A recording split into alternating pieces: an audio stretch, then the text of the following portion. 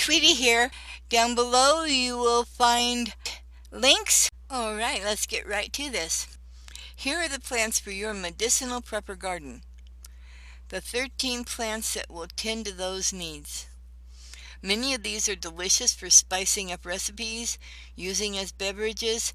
They all make a great tea, and that's predominantly how you will use them to treat the issues that are listed. They also make many of them into side dishes when cooked like spinach, but they all are wonderful healing teas when dried or picked fresh from your garden that you can grow in plain sight as ornamentals as far as the world knows. And the following 13 seeds are the ones you're going to order, so that, unless you already have them of course, so that you can grow a wonderful medicinal prepper garden. Yes, 13. I'm not afraid of the number 13. In fact, I think it's wonderful because when you count the 12 disciples and my Savior Jesus, that makes 13. So that's where I stand on that. Now, some of these plants are biennials. And by that I mean the first year you put down the seed and it may put up a little rosette of leaves. The next year it might grow a little bit. By the third year it should reach its maximum or close to maximum height. That is called, the first year is sleeping because it's putting down its roots. The second year it's creeping because it's creeping up just a little bit with a lot of leaves.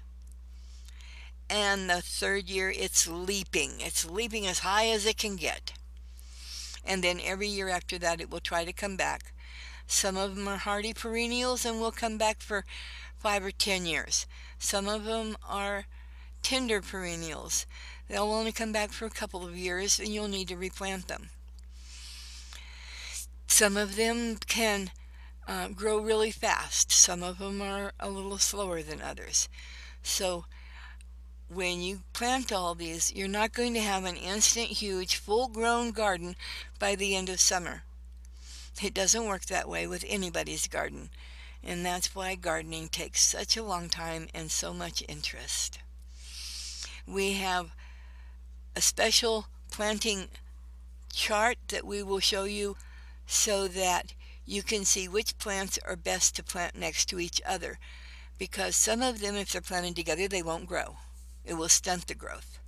Some of them, if you plant them together, they will grow really strong and healthy and glean from what's going on in the soil with each other. And so that's pretty important. One or two of them take up a 9-foot square. Others take up 4-foot square. And some are only a foot square. So the layout is really important. You can't just shove them all in 1-foot pots and expect them to be healthy. If you found this video helpful, give us a thumbs up. If you want more from us, subscribe, ring the bell so you'll get notified every time. Thanks for dropping by. Angels all around. Oh yes, give us a comment down below. We'd love to hear from you. Bye now.